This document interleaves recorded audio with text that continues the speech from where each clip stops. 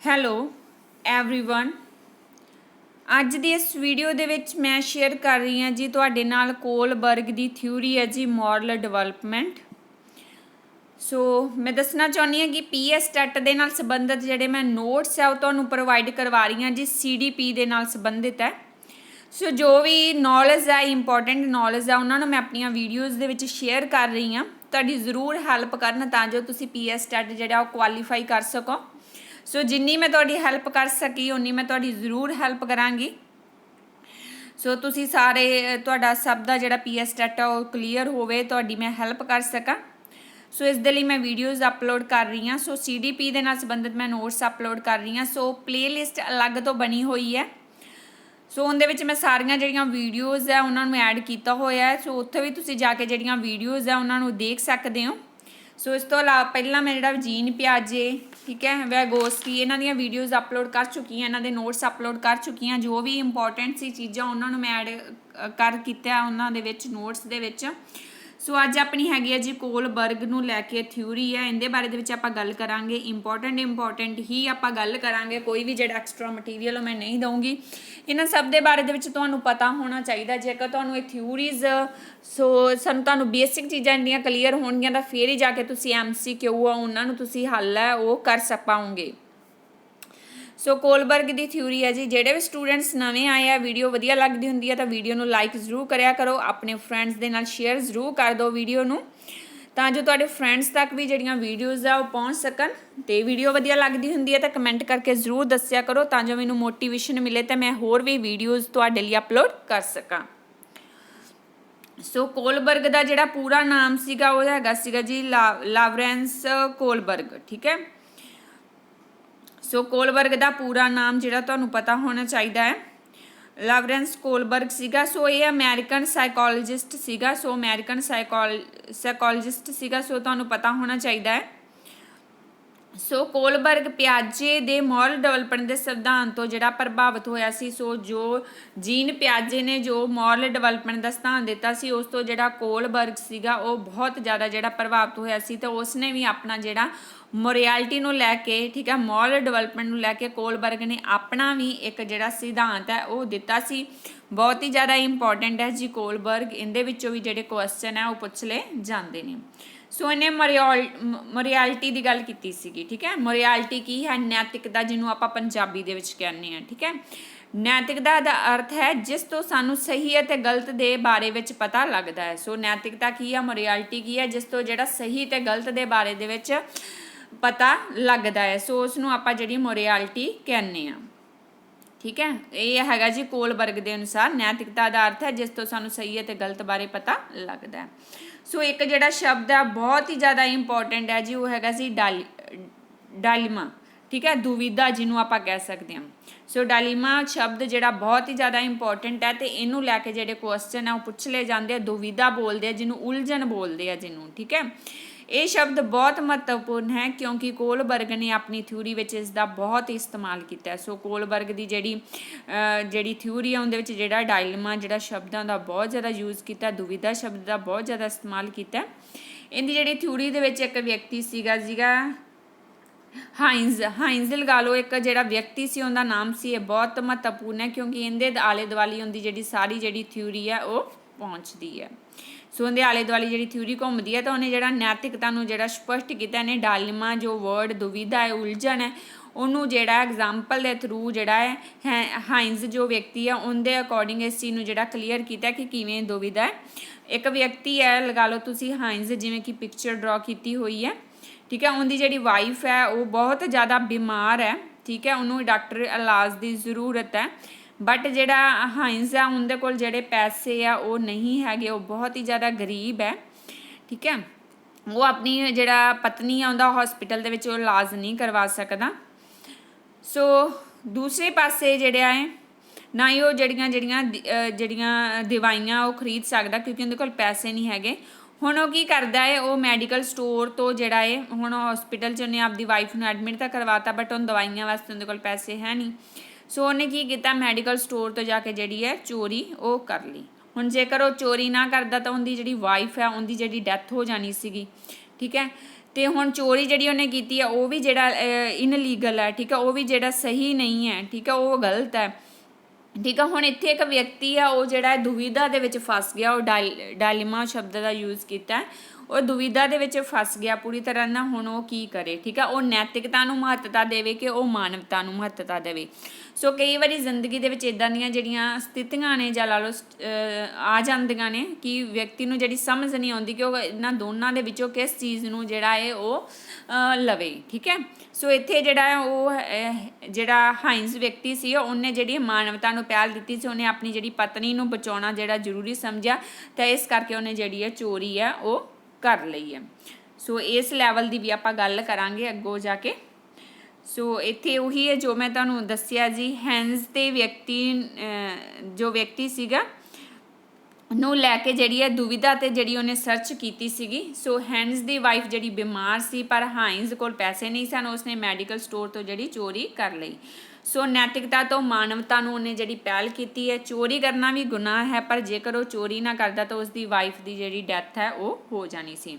ਸੋ ਇਸ ਉਦਾਹਰਨ ਦੇ ਰਾਹੀਂ ਸਮਝਾਉਣ ਦੀ ਕੋਸ਼ਿਸ਼ ਕੀਤੀ ਗਈ ਹੈ ਕਿ ਕਈ ਵਾਰੀ ਇਨਸਾਨ ਅਜਿਹੀ ਪਰਿਸਥਿਤੀ ਵਿੱਚ ਫਸ ਜਾਂਦਾ ਹੈ ਕਿ ਕਿਸੇ ਇੱਕ ਨੂੰ ਚੁਣਨਾ ਪੈਂਦਾ ਹੈ, ਤਾਂ ਇਸ ਨੂੰ ਕੋਲਬਰਗ ਨੇ ਡਾਇਲਮਾ ਦਾ ਨਾਮ ਦਿੱਤਾ ਹੈ। ਸੋ ਇਹ ਬਹੁਤ ਹੀ ਜ਼ਿਆਦਾ ਇੰਪੋਰਟੈਂਟ ਸ਼ਬਦ ਹੈ ਜੀ, ਦੁਵਿਧਾ। ਇਹਦੇ ਬਾਰੇ ਦੇ ਵਿੱਚ ਤੁਹਾਨੂੰ ਜਿਹੜਾ ਪਤਾ ਹੋਣਾ ਚਾਹੀਦਾ ਹੈ। ਸੋ ਇਹ ਜਿਹੜੀ ਸਥਿਤੀ ਸੀ ਇਹਨੂੰ ਜਿਹੜਾ ਡਾਇਲਮਾ ਦਾ ਨਾਮ ਦਿੱਤਾ ਸੀਗਾ।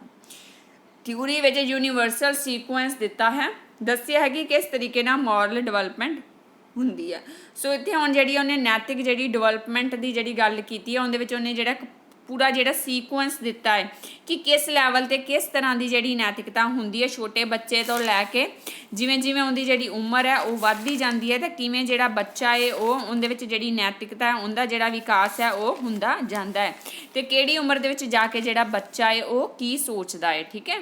ਛੋਟੀ ਉਮਰ ਤੋਂ ਲੈ ਕੇ ਜਦੋਂ ਪੂਰਾ ਜਿਹੜਾ ਇੱਕ ਪਰਸਨ ਹੈ ਉਹ ਵੱਡਾ ਹੋ ਜਾਂਦਾ ਉਦੋਂ ਤੱਕ ਉਹਦੀ ਜਿਹੜੀ ਨੈਤਿਕਤਾ ਦੇ ਵਿੱਚ ਉਹਨੇ 3 ਜਿਹੜੇ ਲੈਵਲ ਹੈ ਉਹ ਦੱਸੇ ਆ। ਕਿਹੜੇ ਕਿਹੜੇ ਲੈਵਲਸ ਆ ਆਪਾਂ ਉਹਨਾਂ ਦੇ ਬਾਰੇ ਦੇ ਵਿੱਚ ਗੱਲ ਕਰਾਂਗੇ। ਹੁਣ ਤੁਸੀਂ ਯਾਦ ਰੱਖਣਾ ਕਿ ਕੋਲਬਰਗ ਸੀ ਉਹਨੇ ਜਿਹੜੀ ਮੋਰਲ ਡਿਵੈਲਪਮੈਂਟ ਨੂੰ ਲੈ ਕੇ ਜਿਹੜੀ ਥਿਊਰੀ ਹੈ ਦਿੱਤੀ ਸੀ, ਜੀਨ ਪਿਆਜੇ ਤੋਂ ਉਹ ਪ੍ਰਭਾਵਿਤ ਹੋਇਆ ਸੀਗਾ। ਸੋ ਲੈਵਲ 1 ਦੇ ਵਿੱਚ ਆਪਾਂ ਗੱਲ ਕਰਾਂਗੇ ਜੀ। 3 ਲੈਵਲ ਹੈ ਜੀ। ਫਸਟ ਹੈਗਾ ਜੀ ਪ੍ਰੀ ਮੋਰਲ ਸਟੇਜ। ਸੋ ਪ੍ਰੀ ਮੋਰਲ ਸਟੇਜ ਹੈ ਜੀ, ਇਹਨੂੰ ਕਹਿ ਦਿੱਤਾ ਜਾਂਦਾ ਜੀ ਪ੍ਰੀ ਕਨਵੈਂਸ਼ਨਲ ਮੋਰਲ ਰੀਜ਼ਨਿੰਗ ਵੀ ਇਹਨੂੰ ਕਹਿ ਦਿੱਤਾ ਜਾਂਦਾ। ਸੋ ਲੈਵਲ 1 ਦੇ ਵਿੱਚ ਅੱਗੇ ਜਿਹੜਾ ਪ੍ਰੀ ਲੱਗਿਆ ਹੋਵੇਗਾ ਅਤੇ ਮੋਰਲ ਸ਼ਬਦ ਇਹਦੇ ਵਿੱਚ ਜਿਹੜੀ ਯੂਜ਼ ਹੈ ਉਹ ਕੀਤੇ ਹੋਣਗੇ, ਠੀਕ ਹੈ। ਲੈਵਲ 2 ਹੈ ਜੀ, ਇਹਨੂੰ ਜਿਹੜਾ ਕਿਹਾ ਜਾਂਦਾ ਜੀ ਮੋਰਲ ਸਟੇਜ ਜਾਂ ਕਨਵੈਂਸ਼ਨਲ ਮੋਰੈਲਿਟੀ ਲੈਵਲ, ਠੀਕ ਹੈ। ਲੈਵਲ 2 ਹੈ ਜੀ ਮੋਰਲ ਸਟੇਜ ਜਾਂ ਕਨਵੈਂਸ਼ਨਲ ਮੋਰੈਲਿਟੀ ਲੈਵਲ।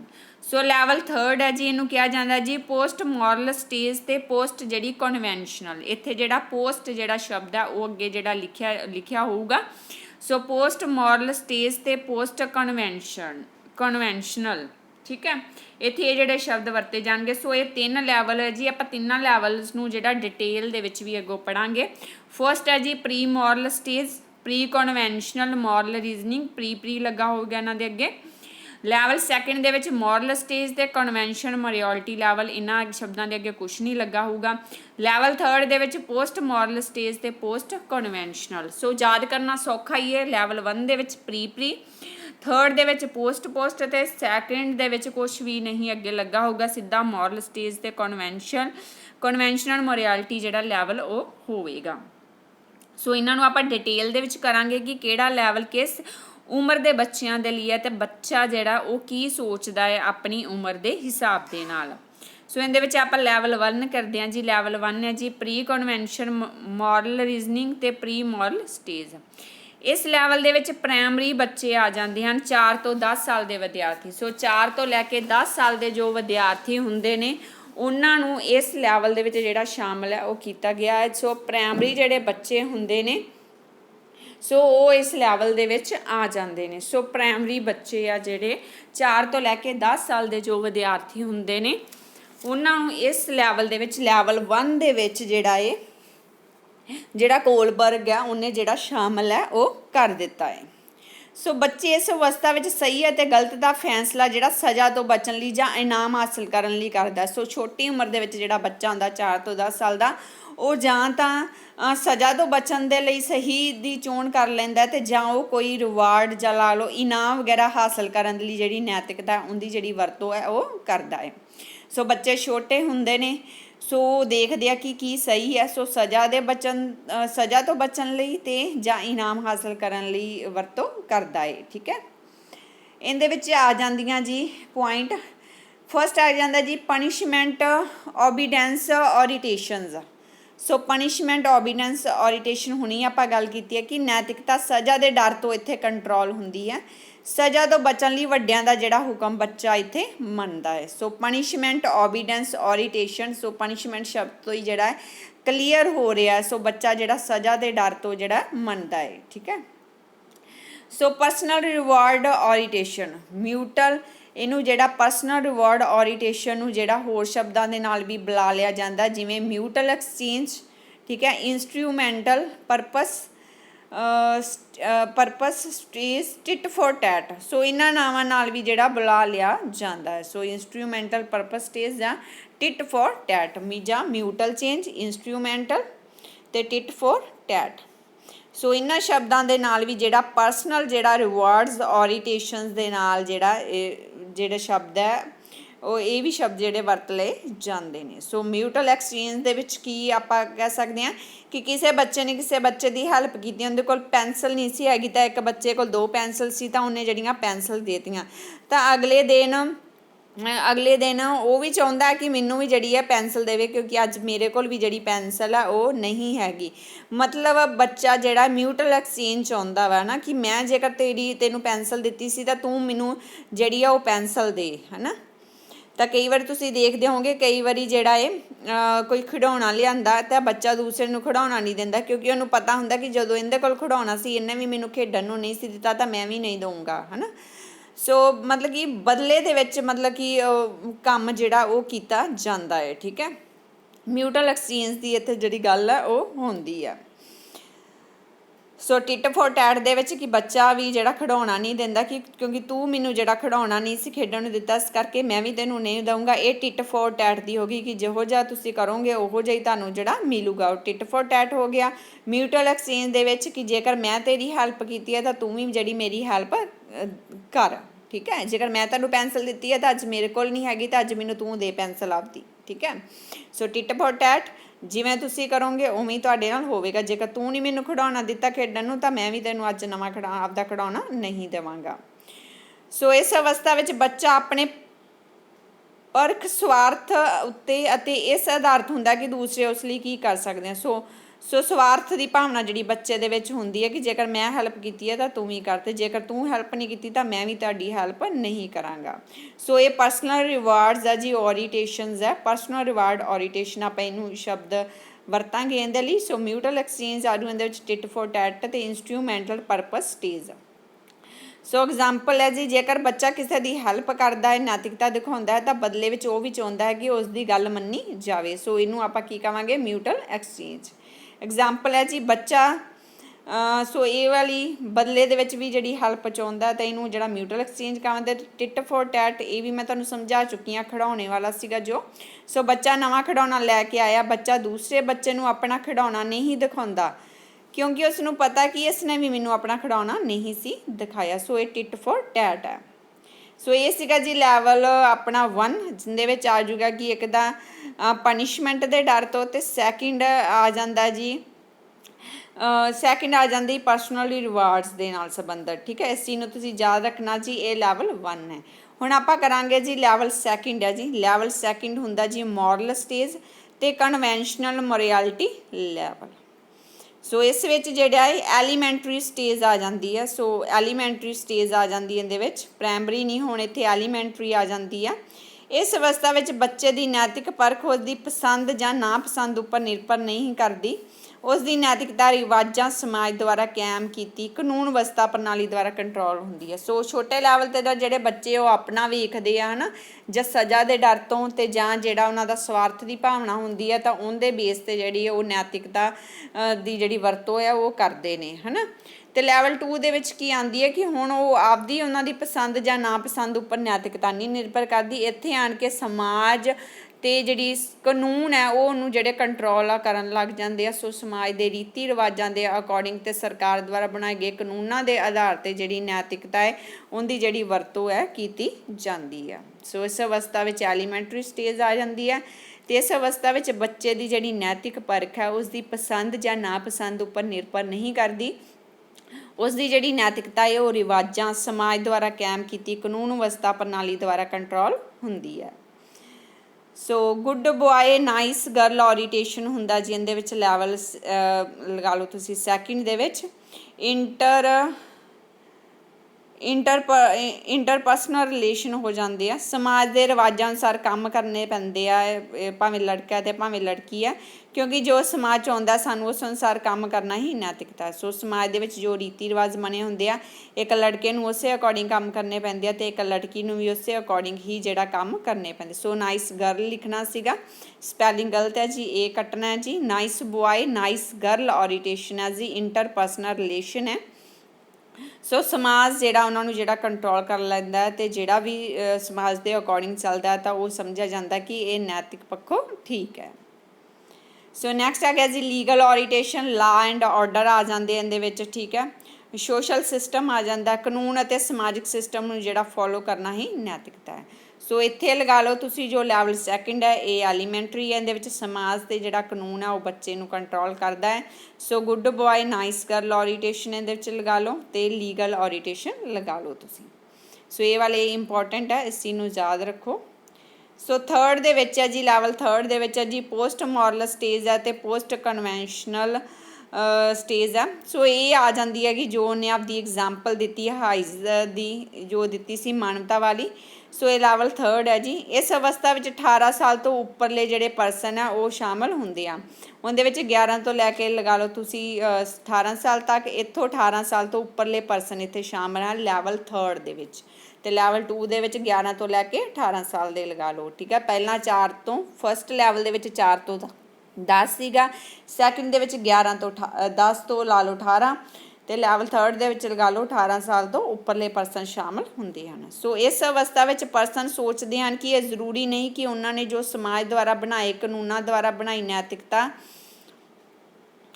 ਜ਼ਰੂਰੀ ਨਹੀਂ ਹੈ ਕਿ ਉਹਨਾਂ ਨੇ ਜੋ ਸਮਾਜ ਦੁਆਰਾ ਬਣਾਏ ਕਾਨੂੰਨ ਦੁਆਰਾ ਬਣਾਈ ਨੈਤਿਕਤਾ ਤੇ ਨਿੱਜੀ ਨੈਤਿਕਤਾ ਤੋਂ ਉੱਪਰ ਸੋਚਦਾ ਹੈ।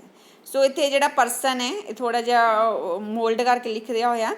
ਇੱਥੇ ਮਤਲਬ ਉਹ ਸੋਚਦਾ ਹੈ ਕਿ ਪਰਸਨ ਜਿਹੜਾ ਸੋਚਦਾ ਕਿ ਇਹ ਜ਼ਰੂਰੀ ਨਹੀਂ ਹੈ ਕਿ ਉਹਨੂੰ ਸਮਾਜ ਦੁਆਰਾ ਬਣਾਏ ਹੋਏ ਜਿਹੜਾ ਕਾਨੂੰਨਾਂ ਜਾਂ ਨੈਤਿਕਤਾ ਦੇ ਅਕੋਰਡਿੰਗ ਹੀ ਚੱਲਣਾ ਹੈ। ਸੋ ਇੱਥੇ ਆਪਦੀ ਜਿਹੜੀ ਨਿੱਜੀ ਜਿਹੜੀ ਨੈਤਿਕਤਾ ਉਹਦਾ ਵੀ ਜਿਹੜਾ ਇੱਥੇ ਜਿਹੜਾ ਇਸਤੇਮਾਲ ਕਰ ਸਕਦਾ ਹੈ, ਹੈ ਨਾ। ਉਹਨੂੰ ਜਿਹੜਾ ਨੈਤਿਕਤਾ ਹੈ ਉਹਨੂੰ ਜਿਹੜਾ ਚੇਂਜ ਵੀ ਆਪਣੇ ਅਕੋਰਡਿੰਗ ਕਰ ਸਕਦਾ ਹੈ। ਸੋ ਇਸ ਅਵਸਥਾ ਵਿੱਚ ਪਰਸਨ ਸੋਚਦੇ ਹਨ ਕਿ ਇਹ ਜ਼ਰੂਰੀ ਨਹੀਂ ਕਿ ਉਹਨਾਂ ਨੇ ਸਮਾਜ ਦੁਆਰਾ ਬਣਾਏ ਕਾਨੂੰਨਾਂ ਦੁਆਰਾ ਬਣਾਈ ਨੈਤਿਕਤਾ ਦੇ ਅਕੋਰਡਿੰਗ ਹੀ ਚੱਲਣਾ ਹੈ। ਸੋ ਨਿੱਜੀ ਨੈਤਿਕਤਾ ਤੋਂ ਜਿਹੜੀ ਉਹ ਉੱਪਰ ਸੋਚਦਾ ਹੈ। ਸੋ ਇੱਥੇ ਜਿਹੜਾ ਸਮਾਜ ਦੁਆਰਾ ਬਣਾਏ ਕਾਨੂੰਨ ਹੈ ਅਤੇ ਨੈਤਿਕਤਾ ਹੈ ਉਹਨਾਂ ਤੋਂ ਆਪਣੇ ਆਪ ਨੂੰ ਜਿਹੜਾ ਉੱਪਰ ਸੋਚਦਾ ਹੈ, ਠੀਕ ਹੈ। ਉਹ ਹਰ ਪਰਸਨ ਲੈਵਲ ਥਰਡ 'ਤੇ ਆ ਕੇ ਇਸ ਵਿੱਚ ਉਹ ਮਾਨਵਤਾ ਨੂੰ ਸਭ ਤੋਂ ਉੱਪਰ ਰੱਖਦਾ ਬਿਨਾਂ ਕਿਸੇ ਸਵਾਰਥੇ। ਸੋ ਇਸ ਲੈਵਲ ਥਰਡ ਦੇ ਵਿੱਚ ਕਿਸੇ ਵੀ ਪ੍ਰਕਾਰ ਦੀ ਕੋਈ ਵੀ ਜਿਹੜੀ ਮਾਨਵਤਾ ਹੈ ਉਹ ਨਹੀਂ ਹੁੰਦੀ ਅਤੇ ਬੱਚਾ ਜਿਹੜਾ ਪੂਰੀ ਤਰ੍ਹਾਂ ਦੇ ਨਾਲ ਬਿਨਾਂ ਕਿਸੇ ਸਵਾਰਥ ਤੋਂ ਜਿਹੜੀ ਹੈ ਮਦਦ ਹੈ ਉਹ ਕਰਦਾ ਹੈ ਕਿਸੇ ਦੀ, ਠੀਕ ਹੈ। ਇਹਦੇ ਵਿੱਚ ਜਿਹੜਾ ਉਹ ਸਮਾਜ ਦੁਆਰਾ ਬਣਾਏ ਬਣਾਈ ਨੈਤਿਕਤਾ ਅਤੇ ਕਾਨੂੰਨ ਦੁਆਰਾ ਬਣਾਈ ਨੈਤਿਕਤਾ ਨੂੰ ਅਤੇ ਆਪਦੀ ਨਿੱਜੀ ਨੈਤਿਕਤਾ ਤੋਂ ਜਿਹੜਾ ਉੱਪਰ ਸੋਚਦਾ ਹੈ। ਸੋ ਨਾ ਹੀ ਨਿੱਜੀ ਨੈਤਿਕਤਾ ਨੂੰ ਸੋਚਦਾ ਆਪਣੇ ਪਰਸਨਲ ਇੰਟਰਸਟ ਦੀ, ਨਾ ਹੀ ਕਾਨੂੰਨ ਦੀ ਨੈਤਿਕਤਾ ਬਾਰੇ ਸੋਚਦਾ, ਨਾ ਸਮਾਜ ਦੀ। ਸੋ ਉਹਨਾਂ ਸਭ ਤੋਂ ਉੱਪਰ ਸੋਚਦਾ ਮਾਨਵਤਾ ਦੇ ਬਾਰੇ ਦੇ ਵਿੱਚ ਸੋਚਦਾ ਹੈ ਬਿਨਾਂ ਕਿਸੇ ਸਵਾਰਥ ਦੀ ਮਦਦ ਤੋਂ। ਸੋ ਸੋਸ਼ਲ ਐਂਡ ਲੀਗਲ ਮੋਰੈਲਿਟੀ ਇਹਦੇ ਵਿੱਚ ਇਸ ਨੂੰ ਸੋਸ਼ਲ ਕੰਟਰੈਕਟ ਅਤੇ ਇੰਡੀਵਿਜੂਅਲ ਰਾਈਟ ਵੀ ਕਿਹਾ ਜਾਂਦਾ ਹੈ।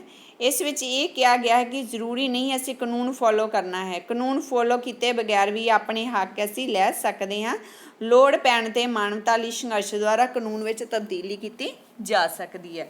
ਸੋ ਸੋਸ਼ਲ ਐਂਡ ਲੀਗਲ ਮੋਰੈਲਿਟੀ ਦੇ ਵਿੱਚ ਕੀ ਹੈ ਕਿ ਇਸ ਨੂੰ ਜਿਹੜਾ ਸੋਸ਼ਲ ਕੰਟਰੈਕਟ ਦੇ ਇੰਡੀਵਿਜੂਅਲ ਰਾਈਟਸ ਵੀ ਕਿਹਾ ਜਾਂਦਾ ਹੈ। ਇਸ ਵਿੱਚ ਇਹ ਕਿਹਾ ਗਿਆ ਕਿ ਜ਼ਰੂਰੀ ਨਹੀਂ ਕਿ ਅਸੀਂ ਕਾਨੂੰਨ ਹੀ ਫੋਲੋ ਕਰਨਾ ਹੈ। ਸੋ ਕਾਨੂੰਨ ਦੁਆਰਾ ਬਣਾਈ ਹੋਈ ਚੀਜ਼ ਨੂੰ ਅਸੀਂ ਫੋਲੋ ਕਰਨਾ ਹੈ। ਕਾਨੂੰਨ ਫੋਲੋ ਕੀਤੇ ਬਗੈਰ ਵੀ ਅਸੀਂ ਜਿਹੜੇ ਆਪਦੇ ਹੱਕ ਲੈ ਸਕਦੇ ਹਾਂ। ਲੋੜ ਪੈਣ 'ਤੇ ਅਸੀਂ ਜਿਹੜਾ ਸੰਘਰਸ਼ ਆ ਉਹ ਵੀ ਕਰ ਸਕਦੇ ਹਾਂ ਅਤੇ ਸਰਕਾਰ ਨੂੰ ਜਿਹੜਾ ਕਾਨੂੰਨਾਂ ਦੇ ਵਿੱਚ ਜਿਹੜੀ ਤਬਦੀਲੀ ਕਰਨ ਦੇ ਲਈ ਜਿਹੜਾ ਮਜਬੂਰ ਵੀ ਕਰ ਸਕਦੇ ਹਾਂ ਅਤੇ ਤਬਦੀਲੀ ਵੀ ਜਿਹੜੀ ਕੀਤੀ ਆ ਉਹ ਜਾ ਸਕਦੀ ਆ।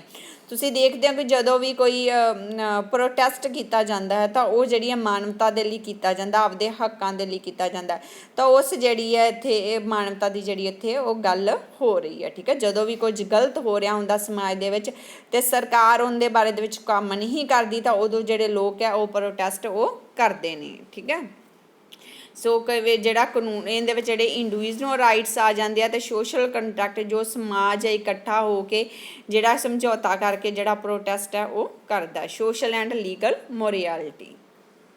ਸੋ ਨੈਕਸਟ ਹੈਗਾ ਜੀ ਯੂਨੀਵਰਸਲ ਮੋਰਲ ਵੈਲਿਊ ਹੈ। ਸੋ ਇੱਥੇ ਹਾਈਜ਼ ਦਾ ਦੁਵਿਧਾ ਜਿਹੜਾ ਡਾਇਲਮਾ ਦੀ ਸ਼ਬਦ ਦੀ ਜਿਹੜੀ ਵਰਤੋਂ ਆਪਾਂ ਕਰ ਸਕਦੇ, ਯੂਨੀਵਰਸਲ ਮੋਰਲ ਵੈਲਿਊ ਬੋਲਦੇ ਆ।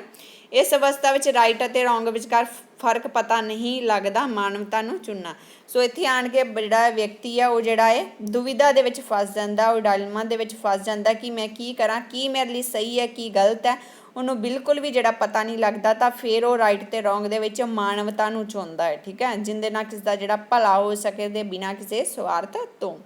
ਸੋ ਜਿਹੜਾ ਉਹਨੇ ਹਾਈਨਜ਼ ਦਾ ਜੋ ਦਿੱਤੀ ਸੀਗੀ ਇੱਕ ਜਿਹੜੇ ਪੂਰੀ ਥਿਊਰੀ ਦੇ ਵਿੱਚ ਸ਼ਾਮਲ ਕੀਤਾ, ਤਾਂ ਉਸ ਨੂੰ ਇਹਨੂੰ ਯੂਨੀਵਰਸਲ ਮੋਰਲ ਵੈਲਿਊ ਬੋਲਦੇ ਆ, ਜੋ ਕਿ ਬਿਨਾਂ ਕਿਸੇ ਜਿਹੜੀ ਸਵਾਰਥ ਤੋਂ ਹੁੰਦੀ ਹੈ। ਸੋ ਯੂਨੀਵਰਸਲ ਮੋਰਲ ਵੈਲਿਊ ਹੈ। ਹੁਣ ਤੁਸੀਂ ਦੇਖ ਲਓ, ਇਹਦੇ ਆਪਾਂ ਇੱਕ ਡਾਇਗਰਾਮ ਤੋਂ ਜਿਹੜਾ ਕਲੀਅਰ ਹੋ ਜਾਣਾ ਤੁਹਾਨੂੰ ਸਾਰਾ। ਸੋ ਕੋਲਬਰਗ ਦੀ ਥਿਊਰੀ ਹੈ ਜੀ ਮੋਰਲ ਡਿਵੈਲਪਮੈਂਟ। ਸੋ ਮੋਰਲ ਡਿਵੈਲਪਮੈਂਟ ਦੇ ਵਿੱਚ ਆ ਗਿਆ ਜੀ ਪ੍ਰੀ ਕਨਵੈਨਸ਼ਨ। ਠੀਕ ਹੈ, ਮੈਂ ਤੁਹਾਨੂੰ ਸਕਰੀਨ 'ਤੇ ਫੁੱਲ ਸ਼ੋ ਕਰਦੀ ਹਾਂ। ਪ੍ਰੀ ਕਨਵੈਨਸ਼ਨ ਹੈ ਜੀ, ਕਨਵੈਨਸ਼ਨਲ ਹੈ ਅਤੇ ਪੋਸਟ ਕਨਵੈਨਸ਼ਨਲ ਹੈ। ਸੋ ਪ੍ਰੀ ਦੇ ਵਿੱਚ ਲੈਵਲ 1 ਹੈ, ਕਨਵੈਨਸ਼ਨਲ ਦੇ ਵਿੱਚ ਲੈਵਲ 2 ਹੈ ਅਤੇ ਪੋਸਟ ਦੇ ਵਿੱਚ ਜਿਹੜਾ ਇਹ ਲੈਵਲ 3rd ਹੈ। ਸੋ ਤੁਸੀਂ ਜਦੋਂ ਯਾਦ ਰੱਖਣਾ ਜੀ ਮੋਰਲ ਡਿਵੈਲਪਮੈਂਟ ਪ੍ਰੀ ਵਾਲਾ ਫਸਟ ਸਮਝਿਓ, ਪੋਸਟ ਵਾਲਾ 3rd ਅਤੇ ਜਿੰਦੇ ਅੱਗੇ ਕੁਛ ਵੀ ਨਹੀਂ ਲੱਗਾ ਉਹ 2nd ਹੈ ਜੀ। ਸੋ ਲੈਵਲ 1 ਦੇ ਵਿੱਚ ਜੀ ਪਨਿਸ਼ਮੈਂਟ, ਓਬੀਡੈਂਸ, ਓਰੀਟੇਸ਼ਨ, ਬੱਚਾ ਸਜ਼ਾ ਦੇ ਡਰ ਤੋਂ ਜਿਹੜੀ ਨੈਤਿਕਤਾ ਨੂੰ ਮੰਨਦਾ ਹੈ। ਪਰਸਨਲ ਰਿਵਾਰਡਸ, ਇਹਦੇ ਵਿੱਚ ਆਪਾਂ ਮਿਊਟਲਸ ਪੜ੍ਹਿਆ ਸੀਗਾ ਜੀ ਕਿ ਬੱਚੇ ਦੇ ਵਿੱਚ ਜਿਹੜੀ ਹੈ ਕਿ ਜੇਕਰ ਮੈਂ ਤੇਰੀ ਹੈਲਪ ਕੀਤੀ ਹੈ ਤਾਂ ਤੂੰ ਵੀ ਮੇਰੀ ਹੈਲਪ ਕਰ। ਠੀਕ ਹੈ, ਮਿਊਟਲ ਦੇ ਬਾਰੇ ਦੇ ਵਿੱਚ ਪੜ੍ਹਿਆ ਸੀ। ਟਿਟ ਫੋਰ ਟੈਟ ਦੇ ਬਾਰੇ ਦੇ ਵਿੱਚ ਪੜ੍ਹਿਆ ਸੀ, ਜੇਕਰ ਤੂੰ ਨਹੀਂ ਮੈਨੂੰ ਖਿਡੌਣਾ ਦਿਖਾਇਆ ਤਾਂ ਮੈਂ ਵੀ ਤੁਹਾਨੂੰ ਖਿਡੌਣਾ ਜਿਹੜਾ ਨਹੀਂ ਦਿਖਾਵੇਂਗਾ। ਸੋ ਪਰਸਨਲ ਰਿਵਾਰਡਸ ਬੱਚੇ ਆ ਜਾਂਦੇ ਆ ਅਤੇ 4 ਤੋਂ ਲੈ ਕੇ 10 ਸਾਲ ਦੇ। ਕਨਵੈਨਸ਼ਨਲ ਦੇ ਵਿੱਚ 11 ਤੋਂ ਲੈ ਕੇ 18 ਸਾਲ ਦੇ ਬੱਚੇ ਆ ਜਾਂਦੇ ਆ ਲੈਵਲ 3rd ਦੇ ਵਿੱਚ। ਇਹਦੇ ਵਿੱਚ ਗੁੱਡ ਬੋਆਏ, ਨਾਈਸ ਗਰਲ, ਓਰੀਟੇਸ਼ਨ ਹੈ, ਲਾ ਐਂਡ ਆਰਡਰ ਆ ਜਾਂਦੇ ਆ। ਸਮਾਜ ਦੁਆਰਾ ਬਣਾਏ ਗਏ ਕਾਨੂੰਨਾਂ ਨੂੰ ਫੋਲੋ ਕਰਦਾ ਹੈ ਬੱਚਾ। ਠੀਕ ਹੈ, ਅਤੇ ਕਾਨੂੰਨ ਦੁਆਰਾ ਬਣਾਏ ਗਏ ਜਿਹੜੀ ਹੈ ਨੈਤਿਕਤਾ ਹੈ ਉਹਨੂੰ ਫੋਲੋ ਕਰਦਾ ਹੈ। ਠੀਕ ਹੈ, ਸਮਾਜ ਦੀ ਨੈਤਿਕਤਾ ਅਤੇ ਕਾਨੂੰਨ ਦੀ ਨੈਤਿਕਤਾ ਨੂੰ ਫੋਲੋ ਕਰਦਾ ਹੈ ਲੈਵਲ 2nd 'ਤੇ। ਅਤੇ ਪੋਸਟ ਕਨਵੈਨਸ਼ਨਲ ਦੇ ਵਿੱਚ ਆ ਜਾਂਦਾ ਜੀ ਲੈਵਲ 3rd। ਇਹਦੇ ਵਿੱਚ ਆ ਜਾਂਦਾ ਜੀ ਸੋਸ਼ਲ ਕੰਟਰੈਕਟ ਅਤੇ ਯੂਨੀਵਰਸਲ ਮੋਰਲ ਵੈਲਿਊ। ਸੋ ਸੋਸ਼ਲ ਕੰਟਰੈਕਟ ਮਤਲਬ ਕਿ ਇੱਥੇ ਆਣ ਕੇ ਜਿਹੜਾ ਹੈ ਜਿਹੜੀ ਕਾਨੂੰਨ ਦੀ ਜਿਹੜੀ ਹੈ ਉਹਨੂੰ ਨਹੀਂ ਮੰਨਿਆ ਜਾਂਦਾ, ਉਸ ਦੀ ਨੈਤਿਕਤਾ ਨੂੰ ਪ੍ਰੋਟੈਸਟ ਕੀਤਾ ਜਾਂਦਾ ਜੀ ਆਪਦੇ ਹੱਕਾਂ ਦੇ ਲਈ, ਮਾਨਵਤਾ ਦੇ ਲਈ ਜਿਹੜਾ ਪ੍ਰੋਟੈਸਟ ਉਹ ਕੀਤਾ ਜਾਂਦਾ। ਸਮਾਜ ਦੇ ਲੋਕ ਆਪਸ ਦੇ ਵਿੱਚ ਮਿਲ ਕੇ ਜਿਹੜਾ ਸਰਕਾਰ ਦਾ ਜਿਹੜਾ ਪ੍ਰੋਟੈਸਟ ਕਰਦੇ ਆ ਆਪਣੇ ਹੱਕਾਂ ਦੇ ਲਈ। ਇਹਦੇ ਵਿੱਚ ਇੰਡੀਵਿਜੂਅਲ ਰਾਈਟਸ ਜਿਹੜੇ ਸ਼ਾਮਲ ਆ ਉਹ ਹੁੰਦੇ ਆ ਅਤੇ ਯੂਨੀਵਰਸਲ ਮੋਰਲ ਵੈਲਿਊ ਦੇ ਵਿੱਚ ਮਾਨਵਤਾ ਨੂੰ ਜਿਹੜੀ ਪਹਿਲ ਆ ਉਹ ਦਿੱਤੀ ਜਾਂਦੀ ਆ। ਸੋ ਇੱਥੇ ਲਗਾ ਲਓ ਜੀ, ਇਹਨੂੰ ਆਪਾਂ ਲੈਵਲ 1 ਨੂੰ ਜਿਹੜਾ ਐਕਸਟਰਨਲ ਕਹਿ ਸਕਦੇ ਹਾਂ, ਬਾਹਰੀ ਰੂਪ ਕਹਿ ਸਕਦੇ ਹਾਂ। ਅਤੇ ਲੈਵਲ 2nd ਦੇ ਵਿੱਚ ਰੂਲਸ ਹੈ ਸਾਰੇ। ਅਤੇ ਪੋਸਟ ਕਨਵੈਨਸ਼ਨਲ ਦੇ ਵਿੱਚ ਜਿਹੜਾ ਸੈਲਫ ਜਿਹੜਾ ਚੂਜ਼ਨ ਹੈ, ਸੋ ਸੈਲਫ ਨੂੰ ਚੂਜ਼ ਕੀਤਾ ਜਾਂਦਾ, ਮਾਨਵਤਾ ਨੂੰ ਜਿਹੜਾ ਸਿਲੈਕਟ ਹੈ ਉਹ ਕੀਤਾ ਜਾਂਦਾ ਹੈ। ਸੋ ਇਹਦੇ ਵਿੱਚ ਆ ਗਿਆ ਜੀ ਕ੍ਰਿਟਿਸਿਜ਼ਮ ਕਰਾਂਗੇ ਆਪਾਂ ਅੱਗੋਂ। ਸੋ ਕੋਲਬਰਗ ਦਾ ਕ੍ਰਿਟਿਸਿਜ਼ਮ ਹੈ। ਕੋਲਬਰਗ ਦਾ ਇਹ ਵੀ ਪੁੱਛ ਲਿਆ ਜਾਂਦਾ ਕਿ ਵੀ ਕੋਲਬਰਗ ਦਾ ਜਿਹੜਾ ਕ੍ਰਿਟਿਸਿਜ਼ਮ ਹੈ ਉਹ ਕੀਤਾ ਸੀ ਜੀ ਕਾਰੋਲ ਗਿਲੀਗਨ ਨੇ ਕੀਤੀ ਸੀਗੀ ਜੀ ਕੋਲਬਰਗ ਦੀ ਆਲੋਚਨਾ। ਕਾਰੋਲ ਗਿਲੀਗਨ ਨੇ ਜਿਹੜੀ ਹੈ ਕੋਲਬਰਗ ਦੀ ਆਲੋਚਨਾ ਉਹ ਕੀਤੀ ਸੀਗੀ। ਇਹਦੇ ਵਿੱਚ ਜਿਹੜਾ ਸੀ ਸੱਭਿਆਚਾਰ ਨੂੰ ਜਿਹੜਾ ਇਗਨੋਰ ਕੀਤਾ ਤੁਸੀਂ ਕੋਲਬਰਗ ਨੇ ਸੱਭਿਆਚਾਰ ਦੇ ਬਾਰੇ ਦੇ ਵਿੱਚ ਕੋਈ ਵੀ ਜਿਹੜੀ ਗੱਲ ਹੈ ਉਹ ਨਹੀਂ ਕੀਤੀ। ਕਿਤੇ ਨਾ ਕਿਤੇ ਜਾ ਕੇ ਜਿਹੜੀ ਆ ਮੋਰਲ ਡਿਵੈਲਪਮੈਂਟ 'ਤੇ ਲਗਾ ਲਓ ਤੁਸੀਂ ਸੱਭਿਆਚਾਰ ਦਾ ਵੀ ਪ੍ਰਭਾਵ ਪੈਂਦਾ, ਬਟ ਉਸ ਚੀਜ਼ ਨੂੰ ਜਿਹੜਾ ਹੈ ਕੋਲਬਰਗ ਨੇ ਬਿਲਕੁਲ ਹੀ ਜਿਹੜਾ ਇਗਨੋਰ ਹੈ ਉਹ ਕਰ ਦਿੱਤਾ ਹੈ। ਸੋ ਫੈਮਿਲੀ ਇਨਫਲੂਐਂਸ ਨੂੰ ਵੀ ਇਗਨੋਰ ਕਰਦਾ, ਫੈਮਿਲੀ ਦੇ ਜਿਹੜਾ ਪਰਿਵਾਰ ਦਾ ਜਿਹੜਾ ਪ੍ਰਭਾਵ ਪੈਂਦਾ ਉਸ ਚੀਜ਼ ਨੂੰ ਵੀ ਪੂਰੀ ਤਰ੍ਹਾਂ ਦੇ ਨਾਲ ਜਿਹੜਾ ਇਗਨੋਰ ਹੈ ਉਹ ਕਰ ਦਿੱਤਾ ਹੈ। ਸੋ ਕਲਚਰ ਦੀ ਕੋਈ ਗੱਲ ਨਹੀਂ ਕੀਤੀ, ਸੱਭਿਆਚਾਰ ਦੀ ਕੋਈ ਗੱਲ ਨਹੀਂ ਕੀਤੀ। ਇਹ ਕਰੋਲ ਗਿਲੀਗਨ ਨੇ ਜਿਹੜਾ ਹੈ ਇਹਦੀ ਆਲੋਚਨਾ ਕੀਤੀ ਸੀ ਕੋਲਬਰਗ ਦੀ, ਠੀਕ ਹੈ। ਸੱਭਿਆਚਾਰ ਨੂੰ ਇਗਨੋਰ ਕਰ ਦਿੱਤਾ, ਫੈਮਿਲੀ ਇਨਫਲੂਐਂਸ ਨੂੰ ਪ੍ਰਭਾਵ, ਫੈਮਿਲੀ ਦਾ ਵੀ ਤਾਂ ਪ੍ਰਭਾਵ ਪੈਂਦਾ ਬੱਚੇ ਦੀ ਨੈਤਿਕਤਾ 'ਤੇ, ਉਸ ਚੀਜ਼ ਨੂੰ ਇਗਨੋਰ ਕਰ ਦਿੱਤਾ। ਸੋ ਜੈਂਡਰ ਬਾਈਸਡ, ਸੋ ਇਹ ਬਹੁਤ ਹੀ ਇੰਪੋਰਟੈਂਟ ਆ ਜੀ। ਇਹਦੇ ਵਿੱਚ ਕੀ ਹੁੰਦਾ ਸੀ ਕਿ ਉਹਨੇ ਜਿਹੜਾ ਲਿੰਗ ਜਿਹੜਾ ਪੱਖਪਾਤ ਨੂੰ ਅਪਣਾਇਆ। ਆਪਣੀ ਥਿਊਰੀ ਦੇ ਵਿੱਚ ਉਹਨੇ ਸਿਰਫ ਮੇਲ ਨੂੰ ਹੀ ਸ਼ਾਮਲ ਕੀਤਾ, ਫੀਮੇਲ ਨੂੰ ਬਿਲਕੁਲ ਹੀ ਇਗਨੋਰ ਕਰ ਦਿੱਤਾ। ਜਿੰਨੇ ਵੀ ਉਹਦੇ ਥਿਊਰੀ ਦੇ ਵਿੱਚ ਸੀ ਉਹਨੇ ਟੈਸਟ ਕੀਤੇ, ਉਹ ਸਿਰਫ ਮੇਲ ਦੇ ਹੀ ਕੀਤੇ, ਫੀਮੇਲ 'ਤੇ ਨਹੀਂ ਕੀਤੇ। ਇਸ ਕਰਕੇ ਆਪਾਂ ਕਹਿ ਸਕਦੇ ਹਾਂ ਕਿ ਇਹ ਜੈਂਡਰ ਬਾਈਸਡ ਹੈ, ਇਹਨੇ ਜਿਹੜਾ ਲਿੰਗ ਜਿਹੜਾ ਪੱਖਪਾਤ ਹੈ ਉਹ ਕੀਤਾ ਹੈ। ਸੋ ਕਾਰਲ ਗਿਲੀਗਨ ਦੀ ਥਿਊਰੀ ਹੈ ਜੀ, ਕੀ ਨਾਮ ਹੈ ਜੀ ਉਹਦਾ, ਇਹ ਵੀ ਇੱਕ ਵਾਰੀ ਪੁੱਛ ਲੈਂਦੇ ਆ। ਕੇਅਰ ਪ੍ਰਿਸਪੈਕਟਿਵ ਥਿਊਰੀ ਹੈ ਜੀ। ਇਸ ਅਨੁਸਾਰ ਉਹ ਕਹਿੰਦਾ ਜੀ ਕੇਅਰ ਕਰਨਾ ਹੀ ਨੈਤਿਕਤਾ, ਜਦੋਂ ਵੀ ਕਿਸੇ ਦੀ ਕੇਅਰ ਕੀਤੀ ਜਾਂਦੀ ਹੈ ਤਾਂ ਉਸ ਨੂੰ ਆਪਾਂ ਜਿਹੜੀ ਨੈਤਿਕਤਾ ਹੈ ਉਹ ਕਹਿ ਸਕਦੇ ਹਾਂ। ਸੋ ਕੇਅਰ ਪ੍ਰਿਸਪੈਕਟਿਵ ਜਿਹੜੀ ਥਿਊਰੀ ਹੈ ਉਹ ਦਿੱਤੀ ਸੀ ਜੀ ਕਾਰਲ ਗਿਲੀਗਨ ਨੇ। ਸੋ ਇਹ ਸੀਗੀ ਜੀ ਇਹਦਾ ਲਗਾ ਲਓ ਤੁਸੀਂ ਕੋਲਬਰਗ ਦੀ ਜਿਹੜੀ ਆ ਫੁੱਲ ਲਗਾ ਲਓ ਤੁਸੀਂ ਸਾਰਾ ਜਿੰਨੇ ਵੀ ਉਹਦਾ ਇੰਪੋਰਟੈਂਟ ਸੀਗੇ ਜੀ ਮੋਰਲ ਡਿਵੈਲਪਮੈਂਟ ਥਿਊਰੀ ਨੂੰ ਲੈ ਕੇ। ਸੋ ਇਹਦੇ ਵਿੱਚ ਜਿਹੜਾ ਤੁਹਾਡਾ ਜਿਹੜਾ ਕੰਪਲੀਟ ਹੋ ਗਿਆ ਜੀ ਕੋਲਬਰਗ, ਸੋ ਕੋਲਬਰਗ ਹੈ ਜੋ ਤੁਹਾਡਾ ਜਿਹੜਾ ਪੂਰੀ ਤਰ੍ਹਾਂ ਦੇ ਨਾਲ ਜਿਹੜਾ ਹੈ ਉਹ ਕੰਪਲੀਟ ਹੋ ਗਿਆ ਜੀ। ਸੋ ਬਾਕੀ ਆਪਾਂ ਇੱਕ ਰਹਿ ਜਾਂਦਾ ਜੀ ਇਹਦੇ ਵਿੱਚ ਹੋਰ ਬਰੂਨਰ, ਆਪਾਂ ਉਹ ਬਰੂਨਰ ਬਾਰੇ ਦੇ ਵਿੱਚ ਪੜਾਂਗੇ। ਸੋ ਬਹੁਤ ਹੀ ਜ਼ਿਆਦਾ ਸੌਖਾ ਹੈ, ਸਿਰਫ ਮੋਰਿਆਲਿਟੀ ਦੇ ਨਾਲ ਹੀ ਸੰਬੰਧਿਤ ਹੈ ਜੀ ਕੋਲਬਰਗ। ਸੋ ਵੀਡੀਓ ਤੁਹਾਨੂੰ ਵਧੀਆ ਲੱਗੀ ਤਾਂ ਵੀਡੀਓ ਨੂੰ ਜ਼ਰੂਰ ਲਾਈਕ ਕਰੋ ਅਤੇ ਆਪਣੇ ਫਰੈਂਡਸ ਦੇ ਨਾਲ ਸ਼ੇਅਰ ਜ਼ਰੂਰ ਕਰੋ, ਅਤੇ ਮੈਨੂੰ ਕਮੈਂਟ ਕਰਕੇ ਜ਼ਰੂਰ ਦੱਸੋ ਤੁਹਾਨੂੰ ਵੀਡੀਓ ਕਿਹੋ ਜਿਹੀ ਲੱਗੀ ਆ। ਅਤੇ ਜੇਕਰ ਕੁਛ ਚੇਂਜ ਦੀ ਜ਼ਰੂਰਤ ਹੈ ਤਾਂ ਕਮੈਂਟ ਕਰਕੇ ਜ਼ਰੂਰ ਦੱਸੋ, ਆਪਾਂ ਚੇਂਜ ਜ਼ਰੂਰ ਕਰਾਂਗੇ। ਸੋ ਇਹ ਇੰਪੋਰਟੈਂਟ ਹੈ ਸਭ ਕੁਝ ਜਿੰਨਾ ਵੀ ਹੈ ਮੈਂ ਤੁਹਾਨੂੰ ਕਰਵਾ ਰਹੀ ਹਾਂ। ਸੋ ਇਹਦੇ ਵਿੱਚ ਜਿਹੜੇ ਕੁਐਸਚਨ ਆ ਉਹ ਪੁੱਛ ਲਏ ਜਾਂਦੇ ਨੇ। ਸੋ ਜਿਹੜੇ ਵੀ ਸਟੂਡੈਂਟਸ ਨਵੇਂ ਆ ਚੈਨਲ ਨੂੰ ਜ਼ਰੂਰ ਸਬਸਕ੍ਰਾਈਬ ਕਰ ਲਓ ਜੇਕਰ ਹਜੇ ਤੱਕ ਸਬਸਕ੍ਰਾਈਬ ਨਹੀਂ ਕੀਤਾ, ਅਤੇ ਨਾਲ ਦੀ ਨਾਲ ਬੈਲ ਆਈਕਨ ਦਾ ਬਟਨ ਵੀ ਜ਼ਰੂਰ ਪ੍ਰੈਸ ਕਰ ਦਿਓ ਤਾਂ ਜੋ ਮੇਰੀਆਂ ਆਉਣ ਵਾਲੀਆਂ ਵੀਡੀਓਜ਼ ਦੇ ਨੋਟੀਫਿਕੇਸ਼ਨ ਤੁਹਾਡੇ ਤੱਕ ਪਹੁੰਚ ਸਕਣ। Thanks for watching.